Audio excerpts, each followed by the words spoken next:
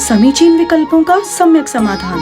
सुनिए परम पूज्य श्रमण श्री सुप्रभ सागर जी महाराज के मुखारबिंद से YouTube चैनल सुप्रभ उवाच पर शुभाशीष परम पूज्य श्रमणाचार्य 108 श्री विशुद्ध सागर जी महाराज। सानिध्य श्रमण सुप्रभ सागर जी महाराज, श्रमण प्रणत सागर जी महाराज। पुणे आर्जक श्री रविंद्र जयश्री, कुमारी परिणा गहाणकर अमरावती, 100 मोक्षता राजस डोन गावकर औरंगाबाद। ओम नमः सिद्धेभ्य। नमो नमः सत्तीर्थंकराय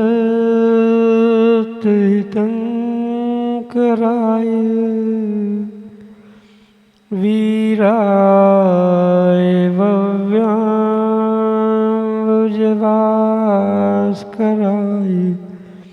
अनंतलोकाय सुरार्चिताय देवादिदेवाय नमो जिनाय देवादिदेवाय नमो जिनाय। पंच परमेष्टि भगवान की परम पूज्य आचार्य भगवंत गणाचार्य श्री विराग सागर जी महाराज की परम पूज्य पट्टाचार्य आचार्य भगवंत गुरुवर विशुद्ध सागर जी मुनि महाराज की परम पूज्य मुनि श्री प्रसम सागर सुप्रभ सागर जी महाराज जी की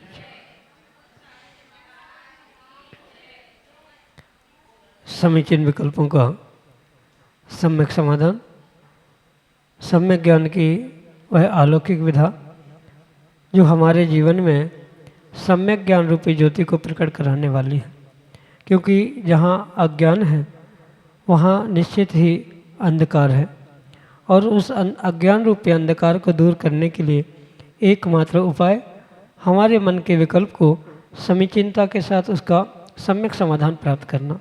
परम पूज्य आचार्य भगवंत गुरुवर विशुद्ध सागर जी महाराज के मंगल सुभाषिष से परम पूज्य मुनि श्री सुप्रभ सागर जी महाराज ने आपको वह अनूठी विधा प्रदान की है जिसके माध्यम से आप अपने मन के विकल्प को समीचीनता के साथ परम पूज्य मुनि श्री तक प्रेषित करते हुए उसका सम्यक समाधान प्राप्त कर सकते हैं। प्रारंभ करते हैं आज का सम्यक समाधान।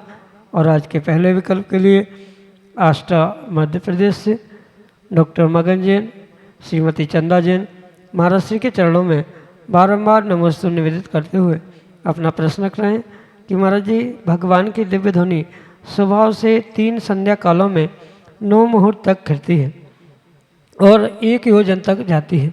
शेष समय में गणधर, इंद्र और चक्रवर्ती के प्रश्न का सप्तभंगमय दिव्य ध्वनि खिरने लगती है। तो उपरोक्त कथन को सरलता से सम्यक समाधान के माध्यम से समझाने की कृपा करें कि भगवान की दिव्य ध्वनि स्वभाव से क्या आशय ग्रहण करना चाहिए। हमारे समीचीन विकल्प का सम्यक समाधान करने की कृपा करें। नमोस्तु महाराज जी, नमोस्तु। ओम नमः सिद्धम। परम पूज्य आचार्य भगवान गुरुवर विशुद्ध सागर जी महाराज की, परम पूज्य श्रमण मुनि प्रसन्न सागर जी महाराज की, परम पूज्य मुनि श्री सुप्रभ सागर जी महाराज जी की। तीर्थंकर भगवान की दिव्य ध्वनि हो या उनका विहार आदि कोई कार्य क्यों न, वहाँ वह तीर्थंकर भगवान अपना वह कार्य बुद्धिपूर्वक यानी सोच समझकर नहीं करते।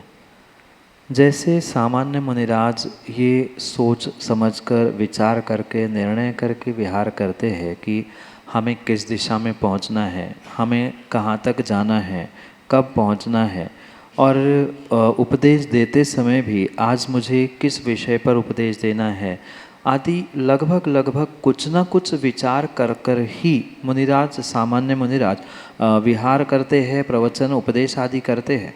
पर जो तीर्थंकर भगवान होते हैं उनका प्रत्येक कार्य चूँकि आचार्य भगवंत लिखते हैं बिल्कुल सहज होता है। चाहे उनका विहार हो, चाहे उनका उपदेश करना हो, वह सोच समझकर मन से ना होने के कारण से वह सहज स्वभाव में हो रहा है या स्वभाव से हो रहा है, ऐसा कहा जाता है। इस विषय में आचार्य भगवान कहते हैं कि जैसे मायाचारी महिलाओं में सहज देखने के लिए मिलती है, स्वभाव से ही देखने के लिए मिलती है, बिल्कुल ऐसे ही सहजता से ही स्वभाव से ही तीर्थंकर भगवान का विहार, उपदेश, दिव्य ध्वनि आदि सब कार्य घटित होते हैं। और वहाँ दिव्य ध्वनि की सहज स्वभाव की अपेक्षा से यही कथन स्वीकार करना कि वहाँ मन की सत्ता नहीं है, भाव मन नहीं है, सो बुद्धिपूर्वक सोच समझ के कुछ नहीं करेंगे। जो क्रिया होगी वह सामने वाले के पुण्यात्मा के नियोग से ही होगी। जैसे तीर्थंकर भगवान महावीर स्वामी के विषय में गुरु पूर्णिमा और वीर शासन जयंती आदि पर्व भी मनाए जाते हैं। वहाँ भी ये स्पष्ट समझ में आता है कि तीर्थंकर भगवान ने, उनके पास अवधि ज्ञान था, पर फिर भी उन्होंने नहीं कहा कि अमुक गौतम है उनको ले आओ फिर मैं दिव्य ध्वनि खिलाऊंगा। वे तो अपने में लीन होकर रह गए और जैसे ही सहजता से निमित्त वहाँ प्राप्त हो गए तो उनकी दिव्य ध्वनि खिर गई। ऐसे ही जो सहजता से दिव्य ध्वनि खिर रही है वह सहजता स्वभाव से इसलिए कही जाती है कि उनका वहाँ पर कोई बुद्धिपूर्वक प्रयास नहीं है। वहाँ वे सोच समझ कर निर्णय करके या कुछ विचार विमर्श करके कोई उपदेश दिव्य ध्वनि में नहीं देते। जैसे तीर्थंकर बनने के उपरांत या तीर्थंकर प्रकृति के उदय आते ही समोषण बनना आदि कार्य सहज से होते देखे जाते हैं, ऐसे ही उनका उपदेश भी सहज रूप से और स्वभाव से इसीलिए कहा जाता है कि प्रश्न का उत्तर तो वे बुद्धिपूर्वक देंगे। बुद्धिपूर्वक का अर्थ ऐसी बुद्धि नहीं जैसे कि अन्य कार्यों में वहाँ प्रश्न किया है तो वहाँ भी वे स्वभाव से ही दिव्य ध्वनि के माध्यम से उत्तर प्रदान करेंगे। वहाँ भी ये विशेषता ध्यान रखें कि जो उपदेश अन्य सामान्य समय में जो प्रति समय हो ही रहा है वो तो हो ही रहा है, उसके अलावा जैसे चक्रवर्ती आदि विशेष पुण्यात्मा पहुँच गए, चूँकि वे विशेष पुण्यात्मा थे, विशेष उनकी योग्यता थी, तो उनके निमित्त नैमित्तिक संबंध से सहजता से पुनः उनकी वह ओंकारमयी ध्वनि खिरती है। और यह कुछ सोचे समझे बिना होता है, मन का वहाँ अभाव होता है। इस कारण से वह स्वभाव से ही निमित्त नैमित्तिक संबंध प्राप्त करने से होती है। यही आशय आपके लिए सम्यक समाधान। नागपुर महाराष्ट्र से शिखा आदित्य जैन महाराज के चरणों में बारंबार नमोस्तु निवेदित करते हुए अपना प्रश्न रख रहे हैं कि महाराज जी, विभीषण को घर का वेदी लंका ढाए ऐसा बोला गया है, जबकि वह तो धर्म का साथ दे रहे थे, तो फिर उनको गलत रूप में क्यों लिया गया? हमारे समीचीन विकल्प का सम्यक समाधान करने की कृपा करें। नमोस्तु महाराज जी, नमोस्तु। एक बात आपको बहुत अच्छे से समझनी होगी कि नीति मात्र धर्म की नहीं होती, राजनीति भी हुआ करती है और धर्म नीति भी हुआ करती। कुछ बातें धर्म नीति से सही होने पर भी वह राजनीति की अपेक्षा से सही नहीं हो सकती, और कुछ बातें राजनीति की अपेक्षा से सही होने पर वह धर्म नीति उससे सम्मत नहीं करती। और जो ये कहा जाता है कि घर का भेदी लंका ढाए, जो विभीषण के विषय में ये कहा जाता है, उसने जो कार्य किया वह धर्म नीति की अपेक्षा से बहुत अच्छा किया। धर्म तो यही कहता है जो सत्य है, जो सही है, उसका ही पक्ष लेना चाहिए, चाहे बलवान हो अथवा ना हो। तो धर्म नीति की अपेक्षा से विभीषण ने बहुत अच्छा कार्य किया था, नो डाउट, उसमें कोई शंका विकल्प नहीं है। पर वही जैसे मैंने कहा कि धर्म नीति के साथ राजनीति भी हुआ करती है, और राजनीति की अपेक्षा से अगर रावण एक राजा है और रावण के राज्य में ही विभीषण रहता था, तो राजनीति यही कहती है कि जिसके थाली में खा रहे हैं उसी थाली में छेद करना, जिसका नमक खाया है उससे वफादारी करना। ये जो बातें कहने में आती है ये इसी राजनीति की अपेक्षा से कही जाती है। क्योंकि विभीषण रावण के राज्य में रहता था, वह उसका बड़ा भाई था, इस नाते से राजनीति की अपेक्षा से ये कहा जाता है कि घर का भेदी लंका ढाए। उसने जो किया धर्मनीति, राम धर्मात्मा थे, सत्य थे, उनके लिए उन्होंने भेद लंका के बता दिए। ये बिल्कुल राजनीति से उन्होंने बहुत ही अच्छा कार्य किया। पर चूंकि वे राज्य में रहते थे, भाई के राज्य में रहते थे, और उस राजनीति की अपेक्षा से उसने राज का भेद, अपने भाई का, सगे भाई का भेद दूसरे को, शत्रु को बताया। इस अपेक्षा से, वहाँ राजनीति की अपेक्षा से ये भी सत्य है, क्योंकि हमारे जिन शासन में अनेकांत को स्वीकार किया है, किस अपेक्षा से क्या सत्य है क्या गलत है, ये समझते हुए इसका भी निर्णय करने की आवश्यकता है। धर्मनीति से विभीषण ने कितना ही अच्छा क्यों न किया हो, पर राजनीति यही कहेगी कि घर का भेदी लंका ढाए। यही आपके लिए सम्यक समाधान। छिंदवाड़ा मध्य प्रदेश से नितारा पाटनी अगले समीचीन विकल्प के लिए। नमस्ते महाराज जी, मैं पूछना चाहती हूँ मंदिर में घंटी क्यों बजाते हैं? नमस्ते। बेटा, मंदिर एक पवित्र स्थान है जहाँ हम भगवान को, गॉड को, ईश्वर को प्रणाम करते हुए, नमस्कार करते हुए अपनी कर्मों की निर्जरा, यानी जो हमने पाप किए हैं, जो गलतियाँ की है, उसका कन्विंस करने के लिए या उनको धोने के लिए मंदिर में पहुँचते, तो फिर सीधे भगवान के दर्शन करें और लौटे। पर भगवान के दर्शन करने के पूर्व मंदिर में प्रवेश करते ही घंटा बजाने का इसलिए विशेष रूप से वर्णन होता है कि वहाँ जो उद्देश्य लेकर हम जा रहे हैं कि हमारे पाप वहाँ पर नष्ट हो जाए, तो जो घंटा का आवाज़ आता है, जिसे नाद कहा जाता है, उससे जो साउंड क्रिएट होता है, वह जो साउंड जो क्रिएट होता है वो स्पेशल काइंड ऑफ साउंड, मतलब वो एक विशेष प्रकार का आवाज़ होता है, विशेष प्रकार की ध्वनि होती। और उस विशेष प्रकार की ध्वनि साउंड के कारण से कुछ विशेष वाइब्रेशंस होते हैं जो हमारे लिए पॉजिटिविटी देने के लिए निमित्त बनते। आपने देखा होगा मंदिरों में कोई सामान्य घंटी नहीं होती, विशेष घंटा होती है। वह उसका बनाने का जो अलॉय भी होता है, मतलब जो अनेक धातुओं से बनाई जाती है, उसका भी स्ट्रक्चर बिल्कुल तय है, कितने परसेंटेज में कौन सा धातु, कितने परसेंटेज में कौन सा, उसका आकार कैसा होना चाहिए, और परफेक्ट वैसा ही अगर है तो उससे एक विशेष एनर्जी क्रिएट होती है, विशेष वाइब्रेशंस क्रिएट होते हैं जो व्यक्ति को अपने आप में पॉजिटिविटी देने के लिए निमित्त बनते। और मात्र घंटा बजा के आगे बढ़ना नहीं, अपितु हमारे लिए गुरु ने यही समझाया है कि घंटा बजाने के बाद कुछ क्षण जब तक उस घंटा का वाइब्रेशन हो रहा है, मतलब उसकी आवाज़ हमें सुनाई दे रही है, तब तक उस घंटा के नीचे ही खड़े होते, उस वाइब्रेशंस को, उस पॉजिटिविटी को ग्रहण करते हुए, एक्सेप्ट करते हुए हम अपना अगला कार्य करें, तो हमारे लिए वो बहुत लाभदायक होगा, स्वास्थ्य के लिए, मानसिकता के लिए, आत्मा के लिए और बहुत सारे कारणों के लिए ये लाभदायक होता है, पॉजिटिविटी देने वाला और एनर्जी देने वाला होता है। इसलिए घंटा बजाकर ही मंदिर में जाने की व्यवस्था कही है।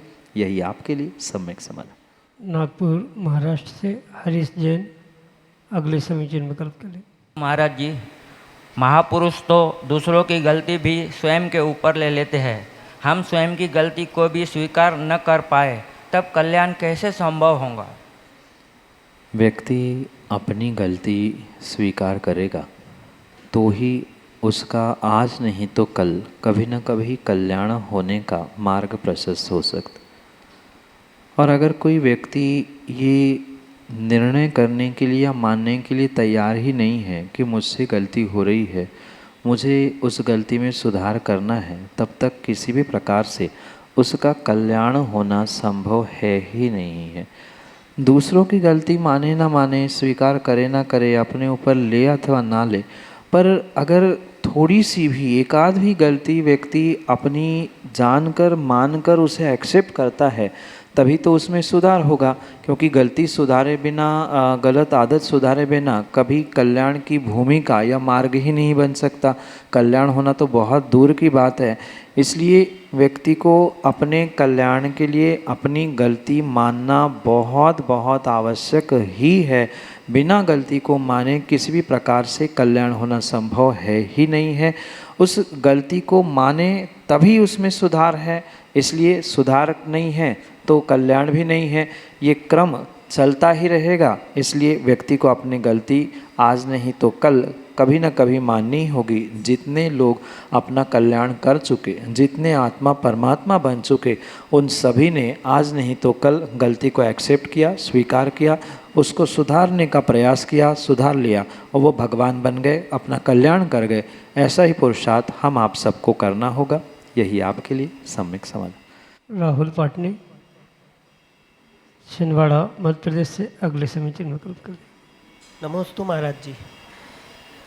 महाराज जी, श्रावक को देशव्रत लेने की प्रक्रिया क्या है बिना प्रतिमा के, और क्या इसमें कुछ निश्चित समय के लिए हम देशव्रत ले सकते हैं, जैसे कि पर्युषण पर्व या चतुर्मास या कोई भी निश्चित समय के लिए? मेरी किन्हीं सोनगढ़ी लोगों से चर्चा हो रही थी, उन्होंने बोला कि फ़ोन और न्यूज़पेपर इत्यादि का भी उपयोग नहीं करना चाहिए। मेरे पास उसका उत्तर नहीं था, मुझे समझ नहीं आया, कृपया समाधान करिए। नमोस्तु महाराज जी।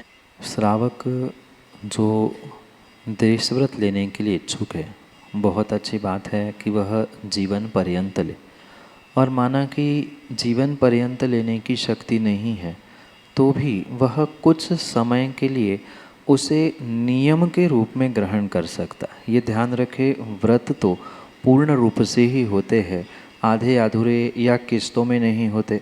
पर इसका मतलब ये नहीं है कि जो अपने शक्ति के अनुसार कुछ करना चाहता है वो कुछ ना करे, ऐसा भी नहीं है। इसलिए जो देश व्रत या अन्य भी जो व्रत कहे हैं, उनको बुद्धिपूर्वक एक श्रावक कुछ समय तक के लिए पर्युषण और चातुर्मास ही नहीं, अगर वो चाहे तो प्रतिदिन भी ले सकता है। लिए गए दिग्व्रत में पुनः सीमा कर लेना, ये देश व्रत है।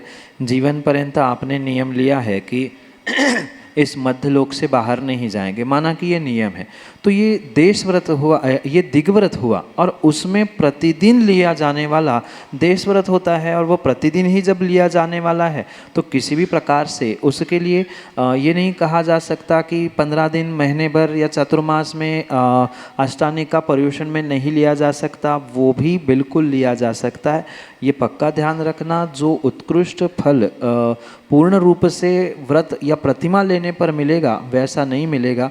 पर शक्कर चाहे बोरा भर खा लो, चाहे चुटकी भर खा लो, वो मीठी ही लगती है। ऐसे नियम का पुण्य आपको बाकायदा जितने घंटे, जितने मिनट के लिए भी आपने लिया है उतना बिल्कुल लगेगा ही लगेगा, उसमें पाप लगने वाला नहीं है। पर ये भी पक्का मानना, फ़ोन का प्रयोग करना, ऑनलाइन कहीं ट्रांजैक्शन करना आदि, ये सब कुछ इस व्रत के अतिचार के रूप में आचार्यों ने स्पष्ट अपने तत्वार्थ सूत्र आदि अनेक ग्रंथों में, उनकी टीका आदि में विस्तार से समझाया है। तो ये तो पक्का है, फ़ोन पर भी अगर बात की जा रही है या ऑनलाइन कुछ अन्य कार्य भी किए जा रहे, कहीं से खबर मंगवाई जा रही है, कहीं खबर भिजवाई जा रही है, तो वो भी उस दिग्व्रत देश व्रत में अतिचार ही है। पर अतिचार का अर्थ अतिचार होता है, व्रत टूटना नहीं है। व्रत टूटने के लिए एक इंडिकेशन है कि बस अगर आज अभी नहीं संभल पाएंगे तो आने वाले समय में पूरा व्रत टूट जाता है, खंडित हो सकता है। ये अतिचार आपको संभलने के लिए और संभालने के लिए बताए जाते हैं। इसलिए ये कौन क्या कह रहा है ये अलग बात है, पर जब भी आगम का, धर्म की क्रियाओं का व्याख्यान होगा तो पक्का है पूर्ण रूप से जैसा उत्कृष्ट कथन है वैसा ही उत्कृष्ट कथन हमें स्वीकार करना होगा। कोई भी कहे जो कहा है गलत नहीं है, क्योंकि ये आगम में ही स्पष्ट लिखा है कि अगर फ़ोन का, ऑनलाइन किसी साधनों का प्रयोग दिग्व्रत देशवर अपनी सीमा से बाहर किया है तो अतिचार लगेगा।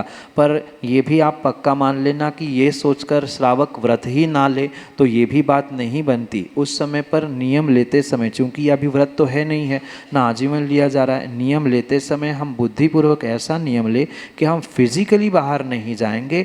ऑनलाइन या मोबाइल के माध्यम से हमें छूट रखनी पड़ेगी, क्योंकि आजकल बहुत सारे कार्य ऑनलाइन होते हैं और जो व्यापार बिजनेस नौकरी आदि कार्य करते हैं तो उनके लिए तो फ़ोन और ऑनलाइन उसकी फैसिलिटी छोड़नी ही पड़ेगी, अन्यथा वो जीवन भर कभी व्रत ही नहीं ले पाएगा, नियम नहीं ले पाएगा। तो नियम लेते समय ये निर्णय करके बुद्धिपूर्वक संकल्प करें कि हम फिजिकली कहीं नहीं जाएंगे या फिजिकली हमारी जाने की इतनी सीमा है, उसके अलावा फ़ोन ऑनलाइन आदि कार्यों से हम अगर कुछ बाहर भेजना चाहते हैं, प्राप्त करना चाहते हैं तो उसके निमित्त से हम छूट रखते हैं। छूट आगम की व्यवस्था नहीं है, पर फिर भी नहीं मेहमत से सही मेहमत कुछ ना करने की अपेक्षा से कुछ तो कर रहे हैं। कम से कम हमें अभ्यास तो हो रहा है कि हम फिजिकली नहीं जाएंगे, फिजिकली जाना नहीं है। कभी ना कभी मोबाइल ऑनलाइन का भी नियम संकल्प लेकर आप उससे भी छोड़ने का प्रयास अवश्य करोगे, पर ये सोचो कि हम उत्कृष्ट ही करेंगे तो ही काम होगा, तो ये पंचम काल में होगा ही, ये भी आवश्यक नहीं है। धीरे धीरे अभ्यास करते हुए उन आजीवन व्रतों तक पहुंचने का ये प्रयास बहुत अच्छा है। संकल्प नियम के रूप में उसे ग्रहण करें और फिर भी इसमें अतिचार अनाचार लग रहे हैं तो उसका प्रक्षालन करने के लिए गुरु भगवंतों से प्रायश्चित भी ग्रहण करते रहे। यही आपके लिए सम्यक समाधान। रेखा मोदी, नागपुर, महाराष्ट्र से अगले समीचीन विकल्प के लिए। नमोस्तु महाराज जी, आपके चरणों में त्रिवान नमोस्तु नमोस्तु। इच्छामी महाराज श्री महाराज जी, मेरा प्रश्न कल से भी रखा था, आज मैंने दूसरा प्रश्न किया है।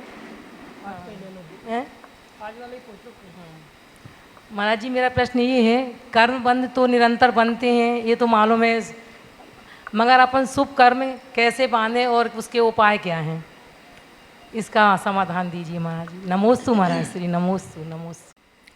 माँ, प्रतिपल प्रति समय कर्म का आश्रव जारी है और आश्रव के साथ साथ उन कर्मों का बंद होना भी स्वाभाविक है।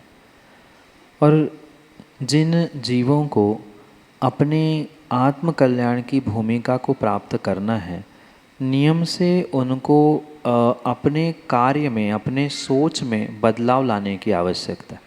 जब आश्रव बंद होने ही वाला नहीं है तो कम से कम हम अशुभ से शुभ की ओर बढ़ने का प्रयास करें। शुभ कर्म, शुभ आश्रव फिर भी हम सोच समझकर अगर प्राप्त करते हैं तो हमारा उतना नुकसान नहीं है जितना कि किसी पापाश्रव और पाप बंध के निमित्त से हो रहा है। जबकि दोनों भी अगर वास्तविकता में देखे जाए तो दोनों भी कर्म बंध है, संसार के ही कारण है।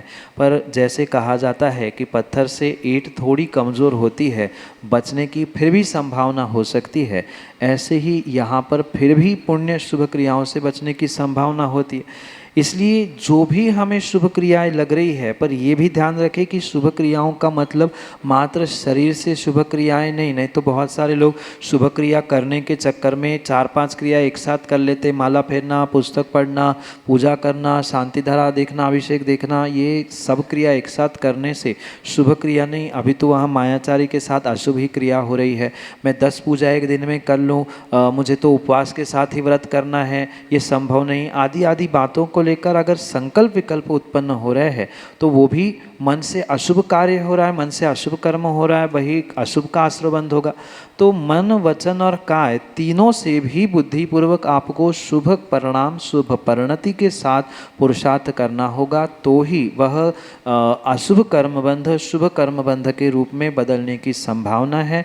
माला फेरना हो या अन्य भी कोई कार्य हो, इससे शुभ का आश्रय तो होगा ही होगा, पर उस शुभ के आश्रय के साथ सबसे पहले आवश्यक है आपके मन के शुभ परिणाम। जितना संकल्प विकल्प और संक्लिष्टता से रहित होकर आप इन शुभ क्रियाओं को करेंगे, उतना ही शुभ कर्मों का आश्रय बंद होगा। अन्यथा शरीर से तो अच्छा शुभ किया और मन से विकल्प संकल्प के साथ परिणाम परिणति चल रही है, तो वह पुण्य पाप रूपी मिश्र अवस्था बनते हुए कहीं ना कहीं पाप अधिक होने के कारण से पाप का ही आश्रय बंद करने के लिए, रिजल्ट देने के लिए कार्यकारी हो सकते हैं। यही आपके लिए सम्यक समाधान। समीचीन विकल्पों का सम्यक समाधान सुनिए परम पूज्य श्रमण श्री सुप्रभ सागर जी महाराज के मुखारविंद से। YouTube चैनल सुप्रभ उवाच पर शुभाशीष परम पूज्य श्रमणाचार्य 108 श्री विशुद्ध सागर जी महाराज। सानिध्य श्रमण सुप्रभ सागर जी महाराज, श्रमण प्रणत सागर जी महाराज। पुणे आर्जक श्री रविंद्र जयश्री, कुमारी परिणा गहाणकर अमरावती, 100 मोक्षता राजस डोन गावकर औरंगाबाद।